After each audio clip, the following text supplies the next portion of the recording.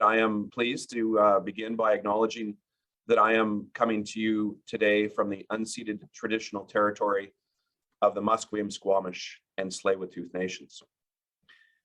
This panel is MABC's final official event of Mining Month 2022, although we are looking forward to several member and community events next week.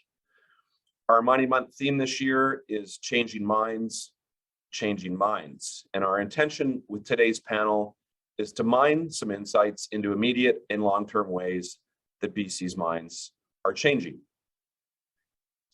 I'm very pleased today to have two industry leaders joining us to share details about the innovative projects and approaches their respective companies are pursuing to decarbonize on the pathway to net zero. Joining us today is Don Strickland, Chief Operating Officer for Copper Mountain Mining, who will talk about Copper Mountain's new electric trolley assist project, which is the first of its kind in North America.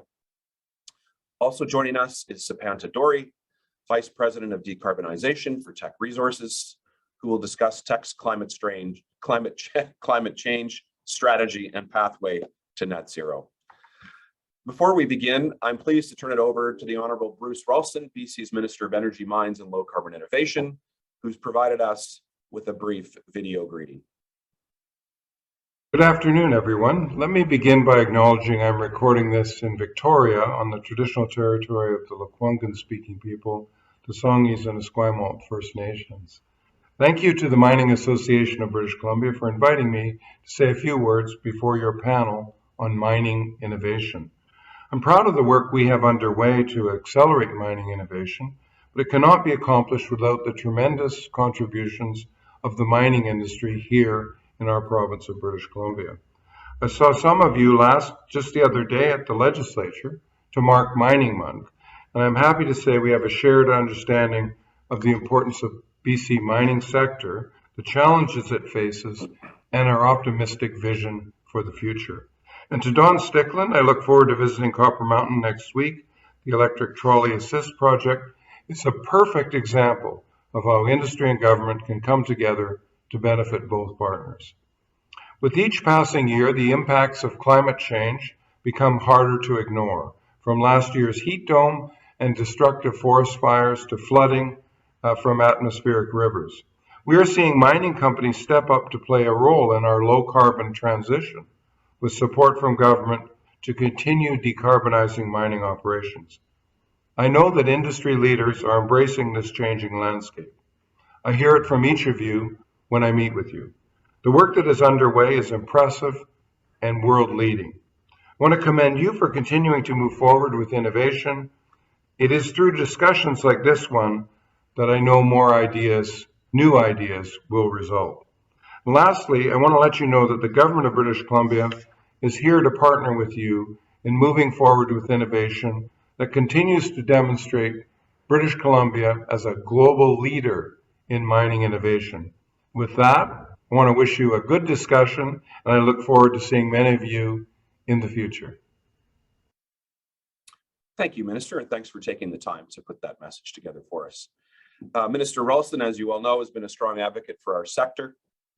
He understands the potential economic opportunity that mining can bring to British Columbia and the important role our industry has to play in helping BC and the world achieve our Paris climate targets.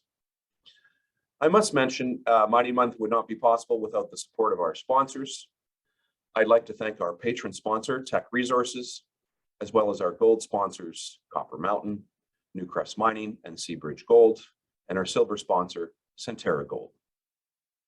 With that, I would like to invite Chad Peterson, Manager of Government Affairs for Teck Resources, our patron sponsor, to say a few words. Chad? Thanks, Michael, and good morning. On behalf of Teck, I would like to thank MABC for hosting today's Mining Innovation and Action panel. While Teck's been around for over a century, mining's been around since the dawn of civilization. And despite all that history, it's clear today more than ever that mining is a sunrise and not a sunset industry. The world needs critical minerals for urbanization, for new technologies, and to support the transition to a low-carbon economy. Teck is a producer of critical minerals, copper, zinc, and steel-making coal. And we know we need to produce them the right way, safely, sustainably, and efficiently. And we do that right here in British Columbia. And innovation plays a major role in making that possible. While at Teck, we employ over 8,000 people in Canada, it may surprise you to know we employ more than 550 people in our innovation and technology team. That makes Teck Resources a mining company, one of the top 15 technology employers in British Columbia today. As we look to tackle generational challenges such as climate change, our industry is at the forefront to ensure we can produce the critical minerals the world needs for the transition to a green economy, and to lead by example by working towards net zero emission ourselves. British Columbia's provincial motto is Splendor Sine Oceu. It's Latin, and it expresses shining without a sunset, something we believe equally applies to our industry here in British Columbia. Thank you again to MABC for the opportunity to sponsor Mining Month. Tech's proud to be here, and I look forward to today's event. Thanks. Thank you, Chad. And again, thank you, Teck, and all of our Mining Month sponsors for your support. As I mentioned earlier, the theme of Mining Month 2022 is Changing Minds is Changing Minds. One of MABC's key priorities, as directed by our membership, is to enhance public understanding of the mining industry, and specifically how we mine and why mining is important. Today, you're going to hear a number of different ways that mining is changing, which is helping to change minds. To this end, I want to spend just a few moments talking about an interesting initiative MABC is undertaking in partnership with the province, Natural Resources Canada, and Foresight Canada. This past December, we launched our first ever BC Mining Innovation Challenge. The challenge winner will receive a cash prize of $150,000 and the potential opportunity to pilot their technology at a BC mine if there's a suitable match. Following consultation with MABC's members and challenge sponsors, we collectively chose reducing water use at our operating mines as our official challenge topic. The topic was carefully chosen. Continuous improvement is core to all of our members' business. Every mine is constantly seeking new ways to reduce their environmental impact, improve efficiency, and enhance safety. We wanted to find a topic that had the potential to benefit the most BC mines. All mines need and use water. And while water isn't scarce in many parts of British Columbia, we're seeing changes in others, and frankly, it's a vital resource for all British Columbians. This, coupled with our industry's commitment to continuous improvement, makes reducing water use an appropriate challenge topic. So this past December and January, we put out the call to the tech and clean tech sectors to bring forward their best ideas on how to reduce water use at BC mines. And the response was outstanding. Foresight received nearly 30 submissions from across Canada and around the world. From there, our expert panel shortlisted the applications down to 5 finalists, and the winner is going to be selected by the panel and announced this late June. I've seen the proposals and spoken with Foresight and our expert panel about the quality of submissions, and I'm very excited about what has been brought forward. I believe that the winning technology will have a really good chance of delivering a positive impact here in BC. In addition to our partners, I want to acknowledge the important contribution of our challenge sponsors, including Teck Resources, Newcrest Mining, the Bradshaw Research Initiative for Minerals and Mining, the Mining Suppliers Association of BC, the Global Mining Guidelines Group, and PricewaterhouseCoopers, who is our fairness monitor. Continuous improvement and commitment to innovation takes many forms at BC's mines and smelters, and one area of constant focused attention is GHG reductions. BC's mines and smelters operate with some of the lowest carbon emission intensity anywhere in the world, and we're extremely proud of that fact.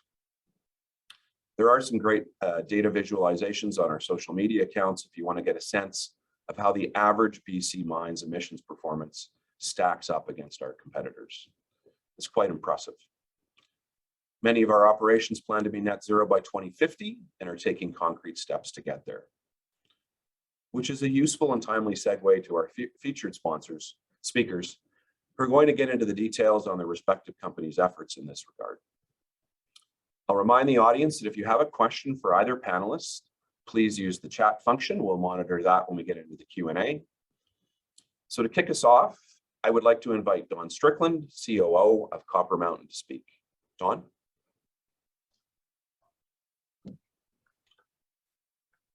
Great. Thanks, Michael. Thanks, everybody, for being here today. and certainly appreciate the opportunity to talk about a topic that I'm quite passionate about. First, just wanted to give a little bit of overview of Copper Mountain Mine and Copper Mountain Mining Corporation. We're a BC-based company based in Vancouver. We've got the Copper Mountain Mine in southern BC in Princeton, and we have a project, a copper project in Queensland, Australia.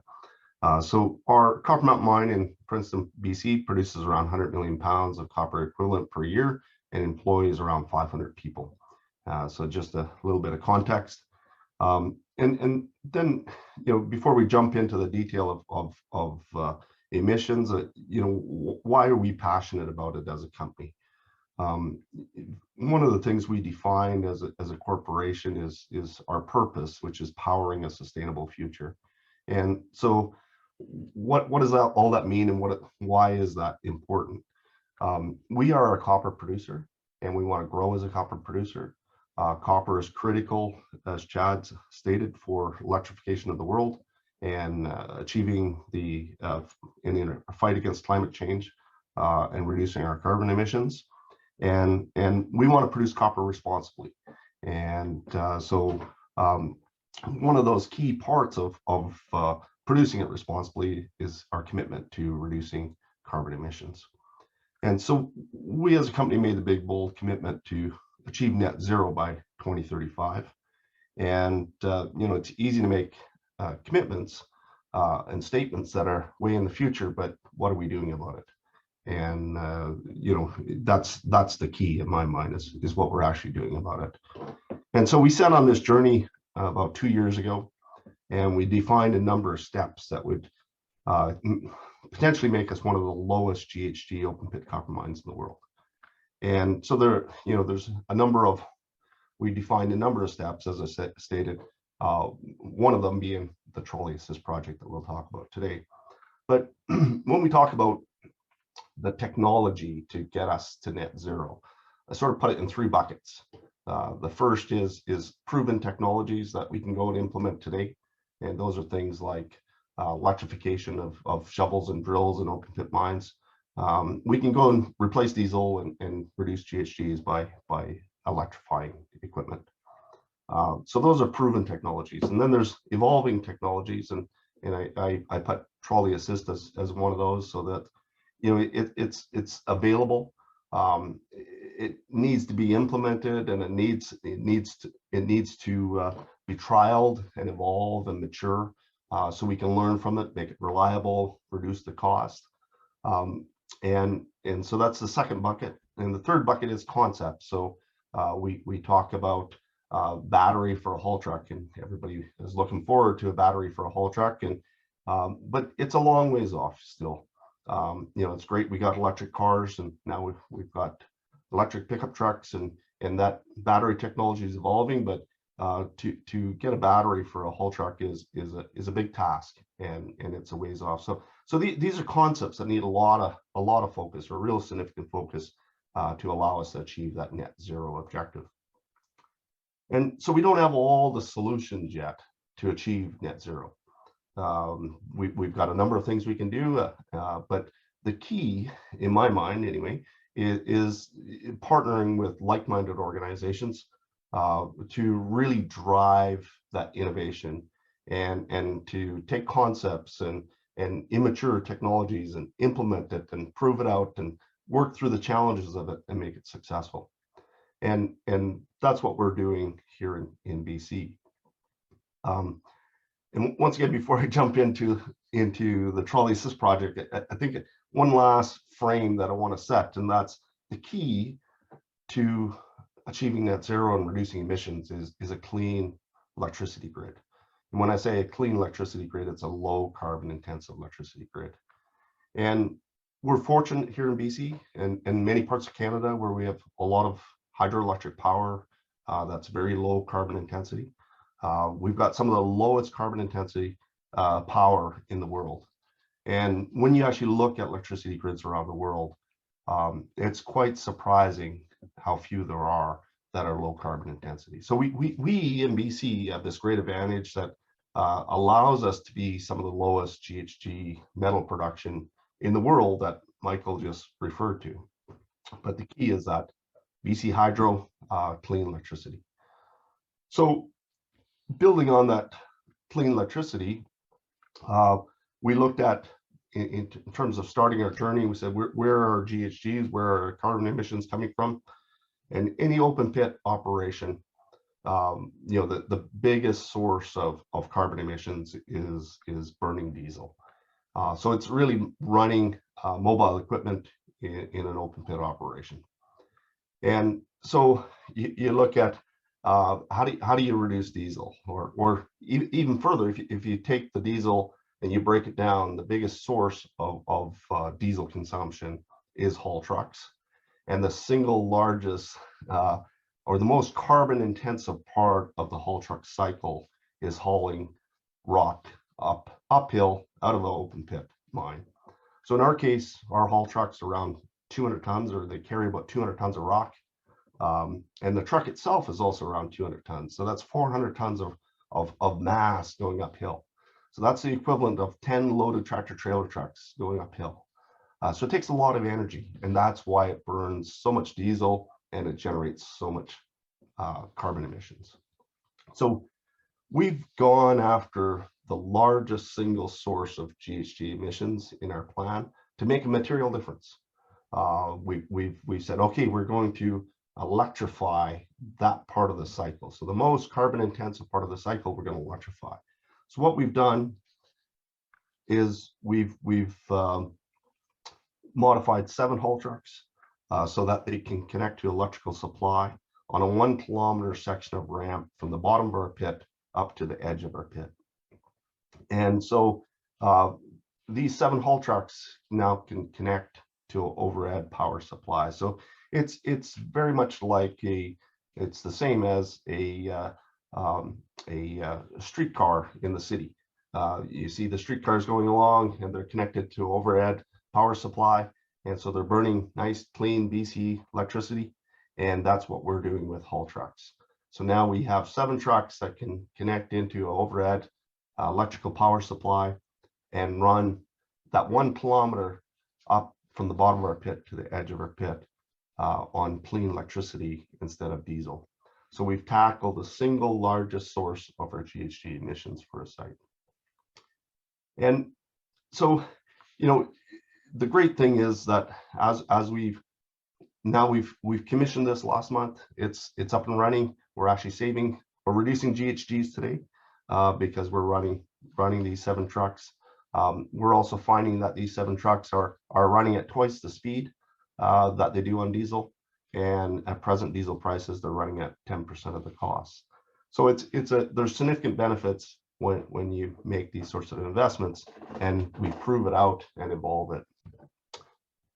So our haul trucks still run on diesel for the rest of the pit, and run on electricity when they're on the trolley system.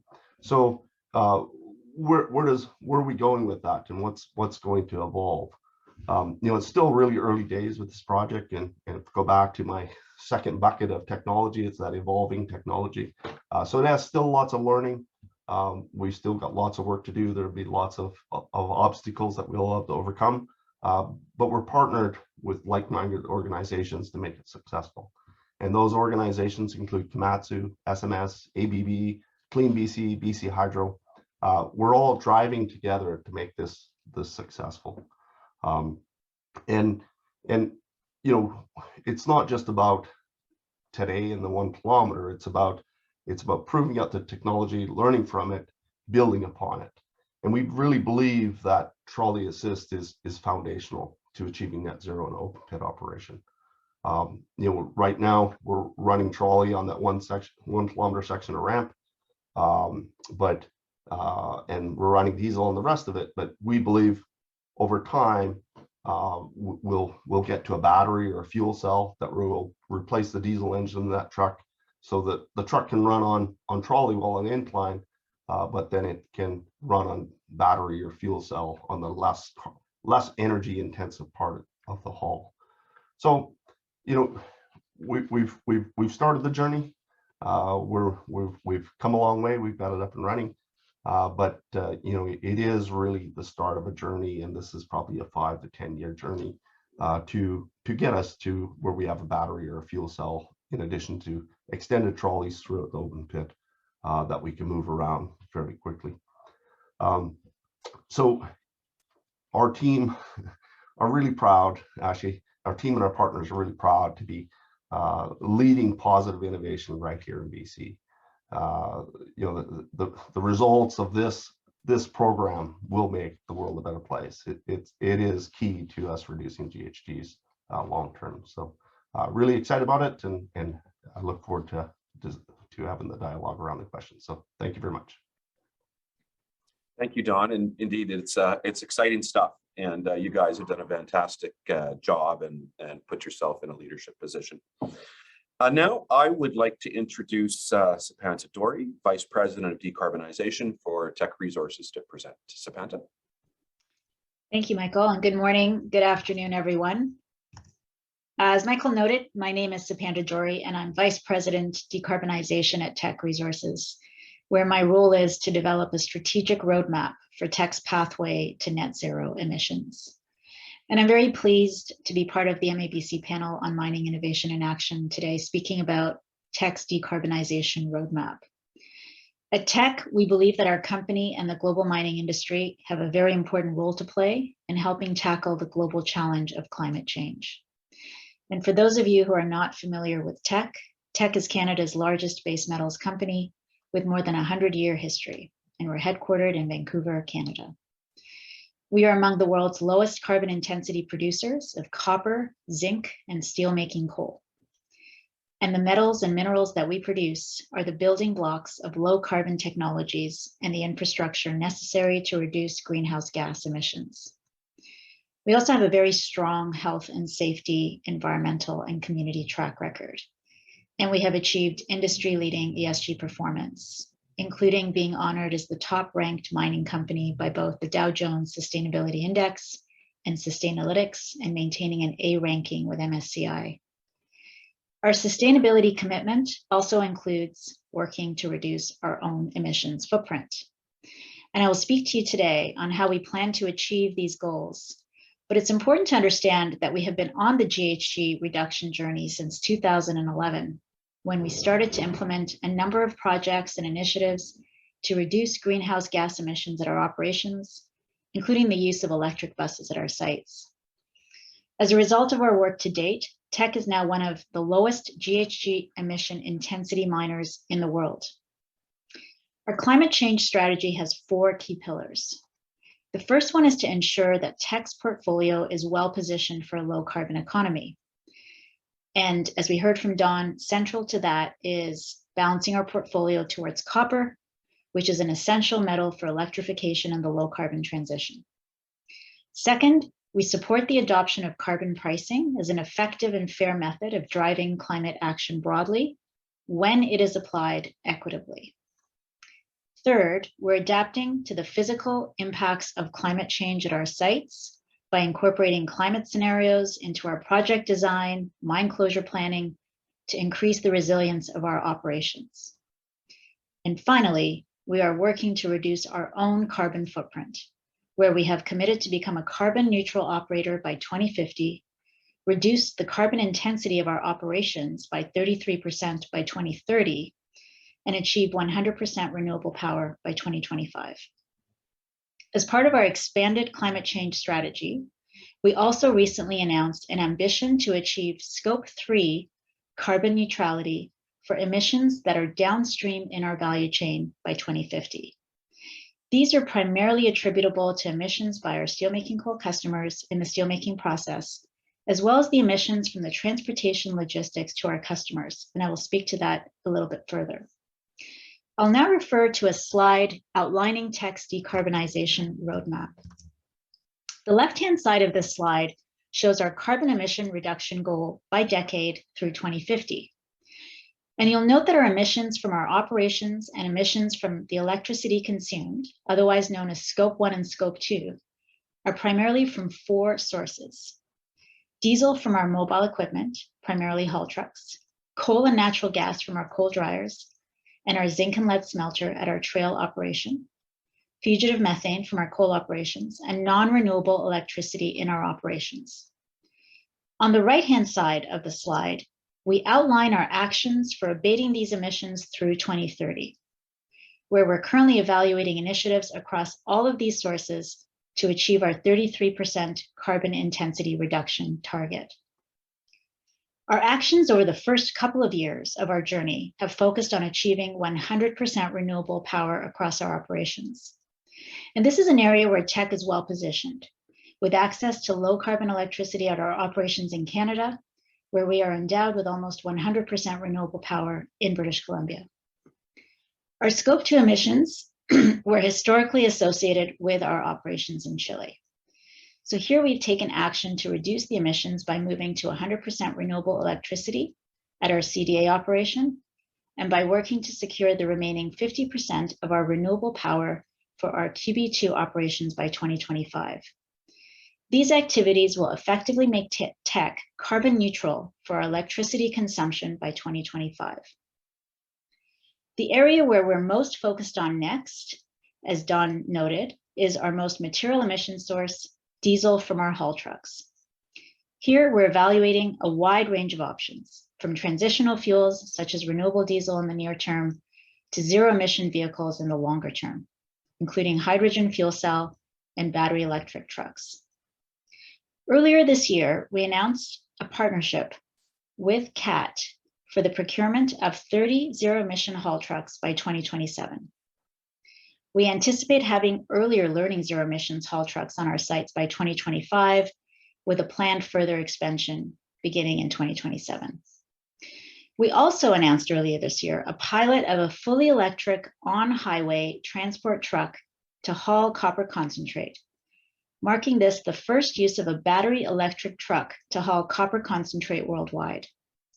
The truck will travel between Teck's Highland Valley copper operations in south central BC and a rail loading facility in Ashcroft, BC.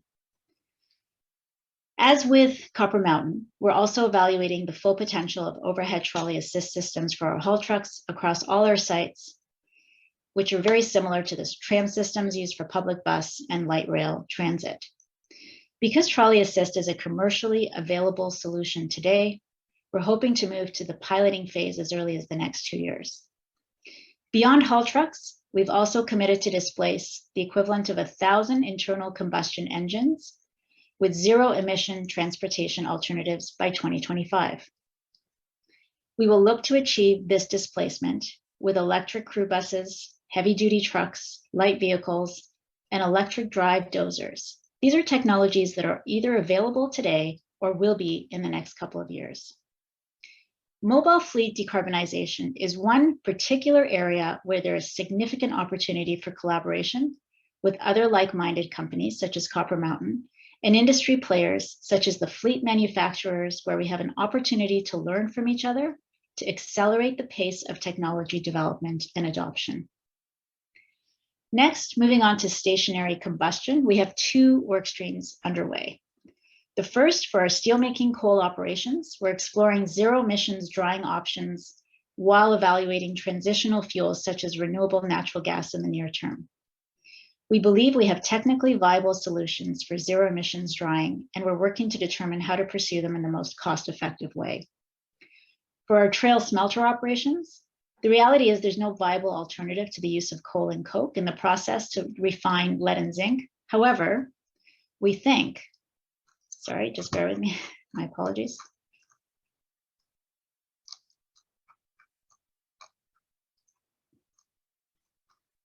However, we think that trail presents an excellent opportunity to explore carbon capture, utilization, and storage, where we're currently working to advance a pilot for 2023.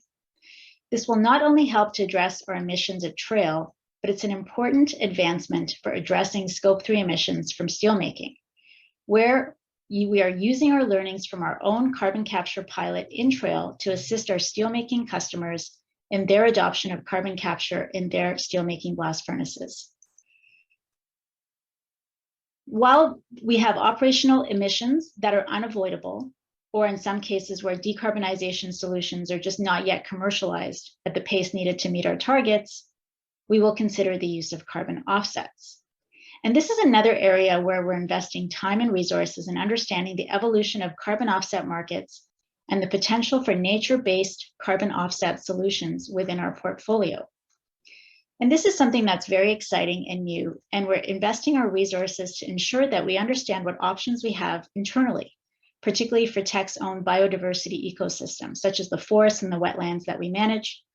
And we hope to complete our first nature-based solution offset project by 2023.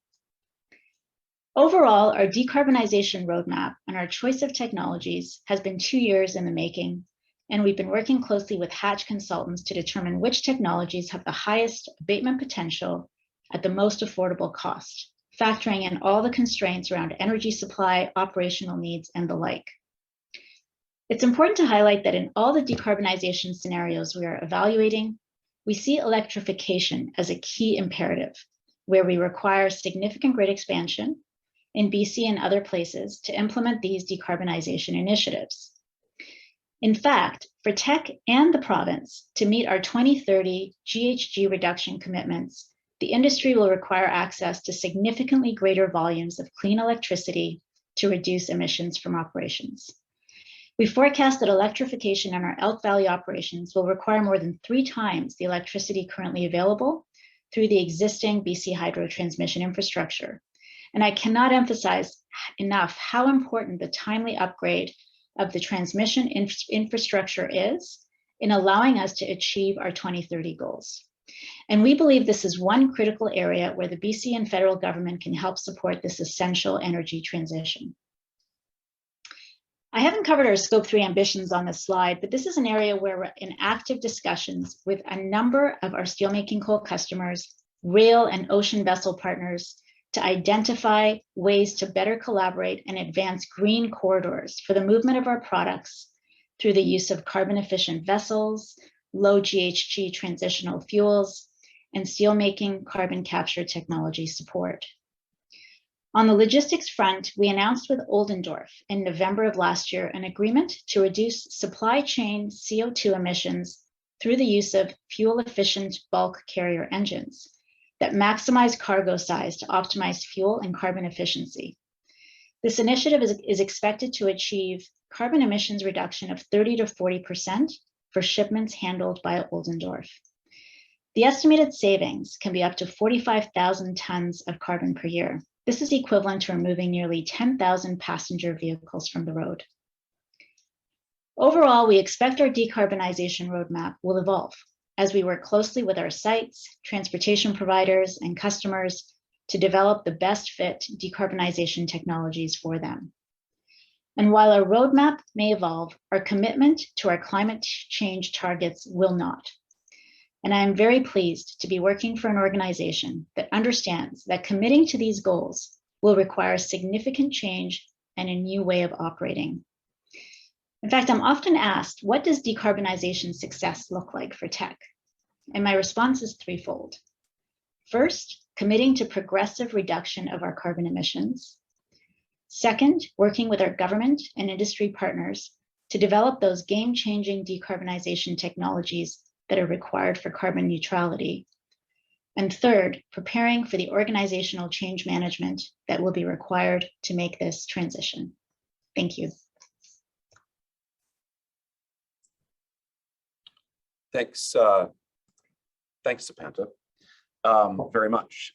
Very interesting. Clearly, a lot of effort and rigor has gone into the development of your pathway to net zero. We're gonna focus. We've got 20 minutes, or just a little bit more than 20 minutes to get into Q&A, and I see we do have a question from the audience. I would remind the audience, if you have any questions, please tap them in to the chat box, and we'll do our best to get to them. I want to start with you, Sepanta, and as part of your net zero pathway, you mentioned that you have you're working with Caterpillar on deploying zero emission haul trucks. Maybe you could just tell us a little bit about that initiative, please. Yeah, so and can you hear me okay, Michael? Yes, we can. Great. Yeah, so this, we announced the pilot with Cat earlier this year.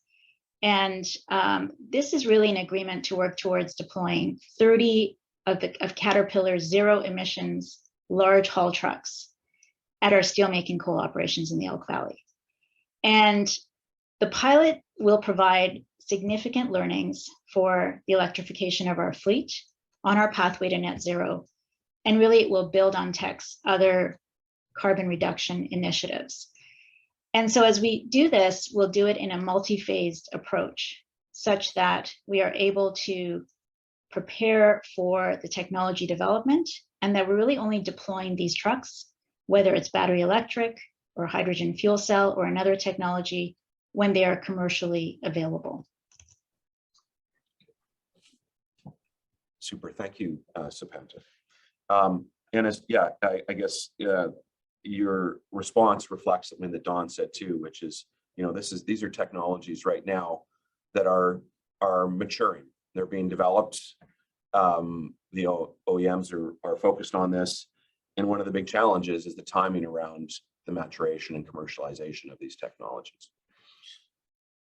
Don,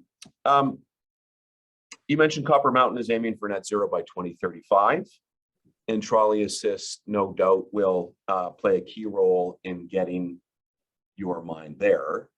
Maybe you could expand on what other initiatives that you and your management team intend to employ to continue to bring down your carbon intensity in the years ahead.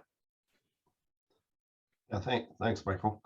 Yeah, so I guess there's a number of things, and the majority of them are focused around electrification. And so there's some things we can do right away in terms of electrifying shovels and drills, and there's a number of things we've defined in our long-term plan for additional future stages of trolley. And there's as Sepanta referred to, renewable diesel is an opportunity that we're exploring. And so there's a number of things that we're focused on, but immediately it's really about how much can we learn about trolley, and how can we expand on trolley, and how do we continue to evolve that from trolley to battery to fuel cell, whatever it may be. And so a lot of energy going into maximizing the value associated with trolley.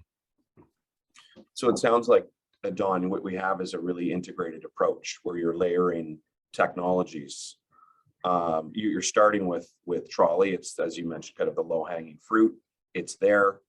There's a lot of work still to be done. How does it fit in our mine, the best, et cetera? How do we work our mine around that trolley system, while you also look at other technologies that are in the maturation process, and you would layer those in as you move ahead? Yeah, that's correct. And I noticed there's a question there in the chat about what's the payback, and I'll just, I think this is a good time to hit on that one, if it's all right, Good Michael. question. I guess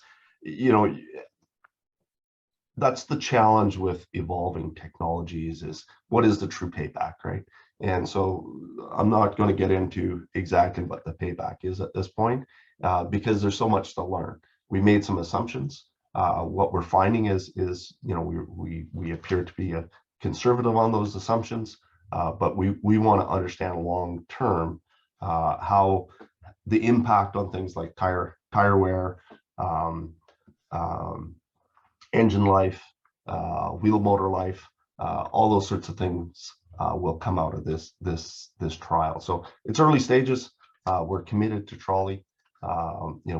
Initial results are quite positive, and we'll continue to build upon it.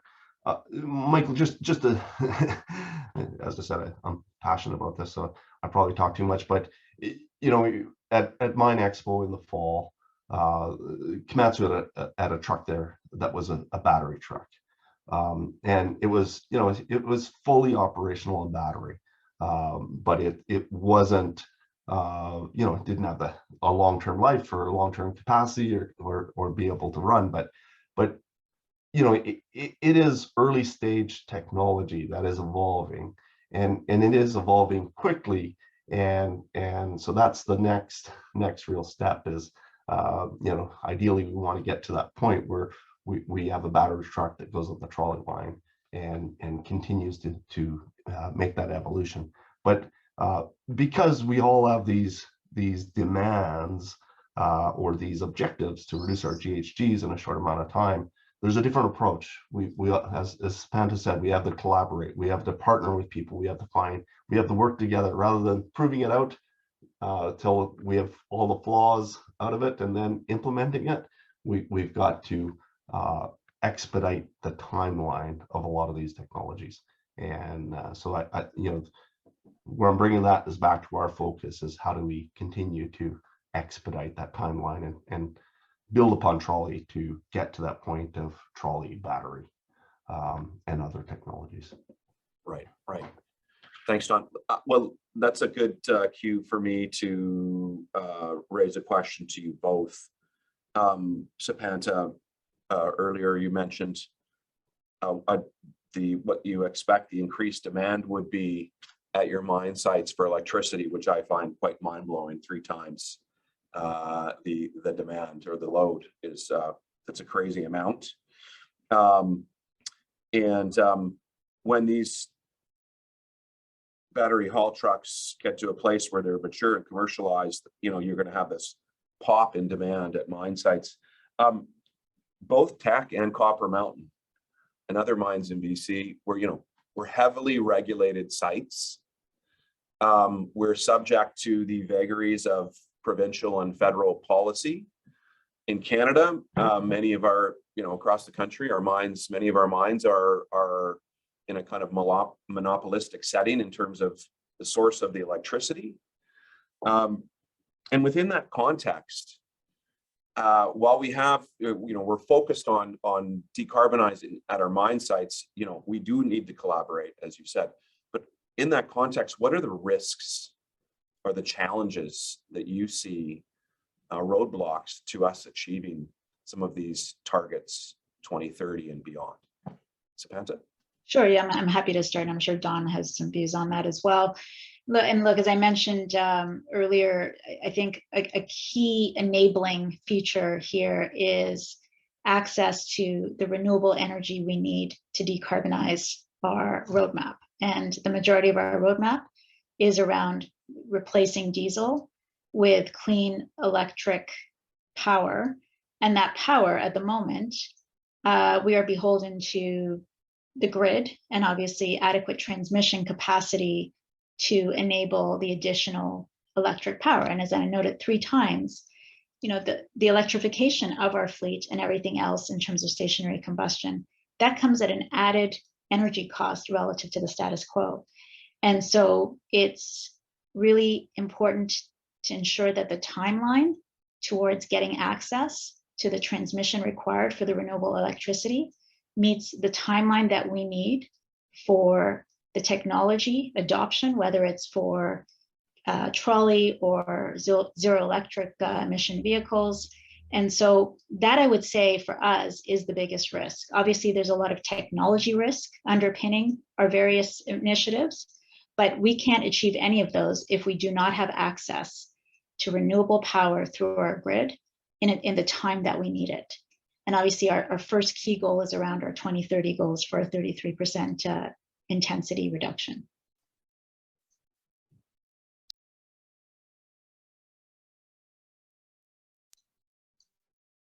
I think you're on mute, Michael. Oh, thank you, Sepanta. It's got to be one of us. Don, how about yourself? What do you see as the challenges? Yeah, definitely. There's I think Sepanta covered the bulk of them. Really, it's that power supply, and just put some context around that for the Copper Mountain site. Roughly 50% of our energy consumed on site is diesel and 50% is electricity. And so essentially high level numbers, we have to double our electricity supply in order to get to net zero. And so there's how do we do that? And we've looked at renewable options and how we can have maybe supplemental renewable behind the meter at the mine site. And I think there is we see in the industry the focus on small nuclear reactors. You know, it is changing. The technology is evolving and it's changing, and we're seeing the first small nuclear reactor being tested in Ontario to prove out that technology. And I think that, you know, it will be an opportunity, certainly for remote sites, to tap into or be able to achieve net zero emissions. Yeah, lots of obstacles, but lots of exciting things happening to help us get there. Thanks, Don. I have a question here for Teck. If electrical transmission infrastructure cannot support Teck's future power demands for an electrified mine, is Teck considering developing its own renewable energy sources in BC or abroad?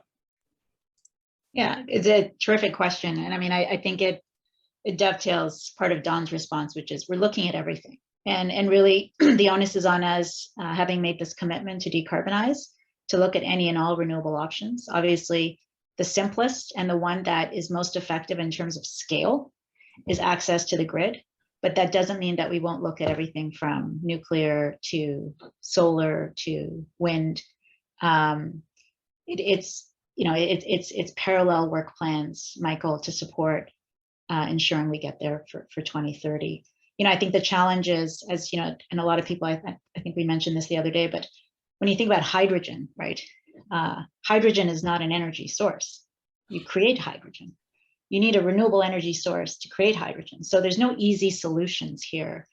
It all starts with how do you get that renewable energy source, and we will look at all options. That's the prerogative that we have in order to meet our goals.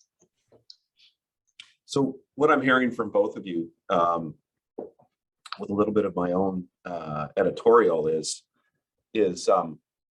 yeah, we have some challenges ahead of us just with respect to a power supply, right? And if we just look at British Columbia and across Canada, governments and companies have set climate targets, decarbonization targets. We are all going to have to work together to deliver on those. Here in BC, government has actually taken a leadership role and set sectoral targets. And government cannot deliver on those targets itself. We have to work together. So in terms of the infrastructure, you know, the required transmission infrastructure, to make sure that when those trucks and other electrified vehicles are on site and we go to flick the switch, there's going to have to be a lot of collaboration and cooperation with the provincial utility, with the province, and with Canada. It really is going to require a Team BC, Team Canada approach. That's certainly what I'm hearing. So climate is viewed as a material risk for companies. And there's all sorts of, as you well both know, dialogue going on globally around that risk, and incorporating that into your financials and all that stuff, and properly accounting for it and transparency. But at the same time, some see this and the move to net zero as a real opportunity.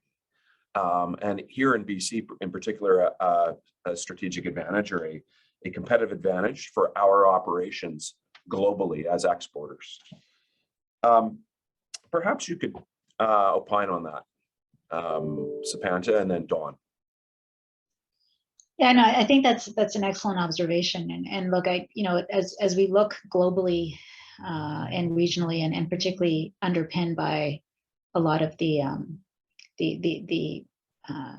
conflict that we're seeing in Europe at the moment, this notion of energy scarcity, energy supply, and ensuring that there's good product coming from countries and companies that are responsible and that are mining collaboratively, responsibly, and ensuring that their product is focused on going to responsible customers. We really see the development of these corridors, these regional supply chain corridors over time.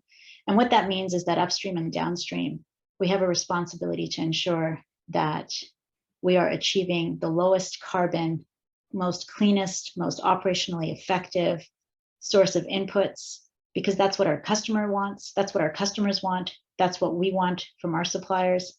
And so I think it's an equilibrium, it's a continuum, Michael, where we will look to ensure that our decarbonization efforts fall more broadly into what we see as the future, which is these green corridor supply chains, whether they're regionally or cross globally. And so the narrative around what we're doing within our own decarbonization roadmap is very tied to our overall strategy.